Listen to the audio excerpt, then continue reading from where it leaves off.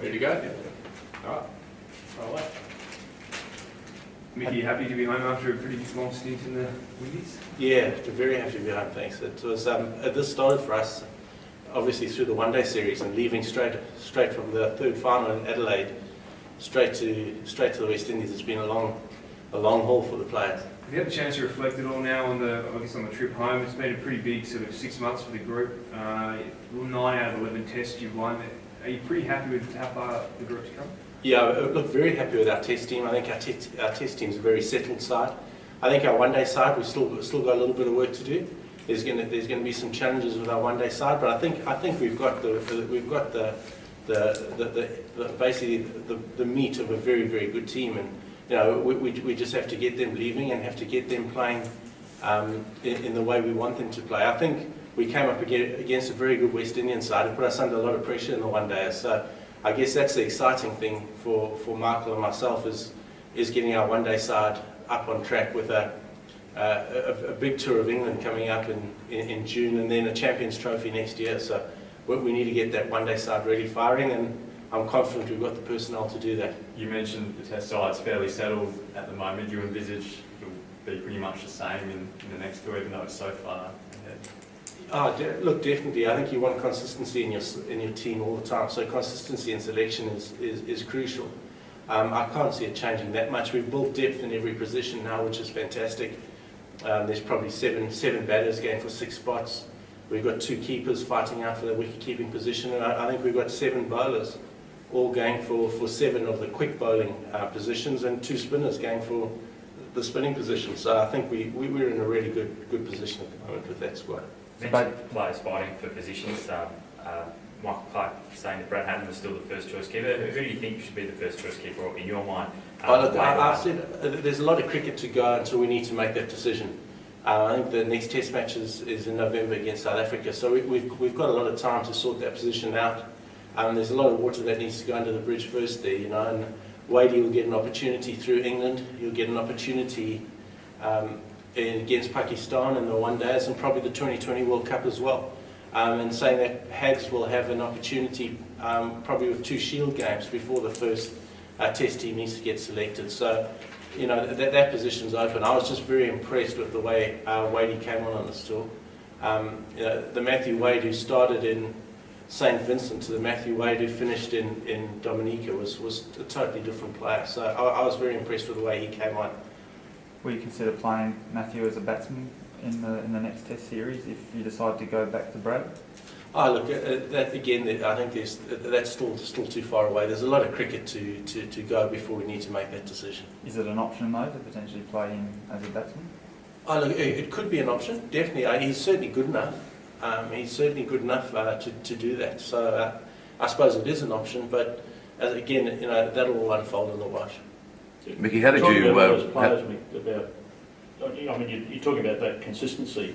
Does that mean you're not anticipating any retirements or departures from the squad in the next 6 months? No, not at all. Yeah. No, definitely not. You know, and I know there was a lot of media pressure and talk around Ricky, but Ricky's not going anywhere. Ricky will be around it. We're hoping that Ricky's scoring enough runs to go to the Ashes, most certainly in England. So Ricky's definitely no way considering retiring. I wouldn't have thought from my conversations with him, and he'll be fit and ready to go against South Africa again. How challenging is it going to be to get Ricky into good form for the next Test series when there's so little cricket between now and then? Look, Ricky's a consummate professional. He'll be prepared, he'll be ready, trains exceptionally hard, works on his game all the time. He'll be ready for that series, no doubt. You know, so we don't have to worry about Ricky Ponting. He'll be ready. Does it get to a time though where you might have to tap Ricky on the shoulder and say, you know, it's time to hang up the bat? Look, it gets to that time with every player. I think so. Yeah, look, it probably will down the line, but Ricky's still got a lot of Test runs still in him, no doubt about that. Do you expect to then have to tell him rather than him making the decision to give it away? I'm not sure how that'll all unfold down the line. I think if we win the Ashes, then maybe he'll go at the top of his game. I don't know, and I'm only talking for him, but I'm pretty sure that You know, again, he's a consummate professional. He'll be prepared. He'll be ready. He'll make the most of every opportunity he still gets. What did you think of Ricky's form through the West Indies? A run of low scores at the start, but a half century to finish. Yeah, look, it was a difficult tour for our batters. It was tough to score wickets. Albeit looked very flat. They turned quite a lot. They were a little bit up and down. We didn't, other than Wadey, we didn't have 100 from any of our top 6. But it was that kind of wickets, you know. It was, you always say when you get to 30 you get in, but it almost became harder when you got to 30 because the ball got very soft. They went very defensive, and you just had to come in and start and play against spin, which was tough. The wickets did turn. I mean, it was some of the most vicious turn I think I've seen, you know. And certainly St. Vincent and Trinidad and Dominica turned incredibly. So it was tough. It was tough going for our batters, and I thought Ricky was very unlucky. He got run out in the first innings. Watto's fault. He then got a ball that went straight along the ground. So that was one test where he didn't score. He then got a really good delivery from Kemar Roach in Trinidad, and then perished looking for some quick runs in the second innings. So he was always bubbling away. His form was always good. So no worries about Ricky Ponting at all. Are you happy with how the batting's set up at the moment with Cowan and Warner at the top, and then Watson 3 and the 2 senior guys at 5 and 6? Is that how you sort of see it going forward into next summer? That's a very good batting lineup. Really good batting. To have Michael Hussey walk in at number 6 is a luxury for any team. So I think it's set up right. I think Warner and Cowan will get better and better, no doubt about that. Davey showed through the summer he got two Test hundreds and played very well at times. Eddie Cowan, I thought, came on through the summer. I thought his last innings in Dominica was rewards for the efforts and work that he put in through the series. He got better and better at playing spin bowling, you know. And when we talk about spin, it's very different to playing spin bowling in Australia. Its conditions are totally foreign. So guys have to come in, they have to have a game plan, they have to come in and be able to work it out. And Eddie Cowan did that in the second innings. What was a crucial partnership with Ricky Ponting. So I'm very comfortable with that opening pair at the moment. Just with Dave, is it now a challenge for him to find a little bit more consistency in his game? He sort of burst onto the scene this summer. Hasn't got those sort of mid-range scores where maybe... Yeah, look, he got 2 Test hundreds. He got 2 one-day hundreds as well, which is a massive season for a guy in his sort of first year, you know. And Dave is the one player that played every game for us this summer. I'm talking this summer from the New Zealand series when I went in. So he's played every game of cricket for us. He hasn't missed, and that for him has been tough. It's been very mentally and physically draining for him. But he's come through it very, very, very well. So yeah, we want Dave to get more consistent, but that's not his style, you know. We certainly don't want Dave to lose his character, because that's what makes him special. And that innings he played here at the whack against India is what he can do.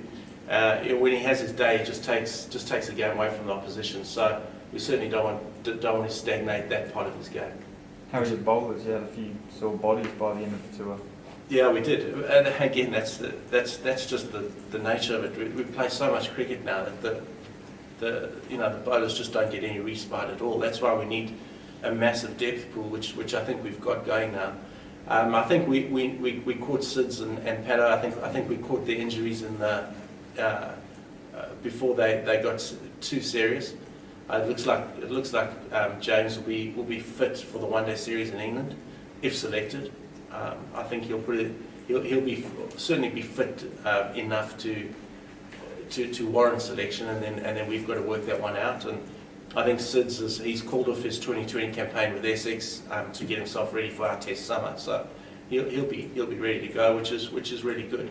Mitchell Stark goes over to England on Friday to play some county cricket, and he came on in leaps and bounds this tour as well. So I'm confident we've got enough in that team bowling department right now. There seems to be a lot of depth there, but is it still open in terms of positions? It seems like everybody that goes in there performs to some extent, but then gets injured. So Yeah, and again, I think we've got to be quite clever with it. If we've got that talent and depth pool which we're trying to create, well, then it's good. Then we can afford the luxury of resting players like we did with Ryan Harris. Ryan Harris could have played in Trinidad, but man of the match performance in Barbados, could have played in Trinidad, but came back and played in Dominica and played very, very good cricket and bowled. The quality was outstanding. So we're getting to that point where we can have a look at players and then rest them, and if we need to, and again that'll be a call dependent on how important each game is. But that's a call we'll make at the time, and it's a luxury we do have. How likely is it that Cummins will be ready for the ODI series in England? Yeah, if Cummins is fit, he'll be ready for that. He's selected. Are you keen to get him back into the international setup? Yeah, definitely. It was pretty disappointing not having him for the summer, considering how he started. So looking forward to having him back.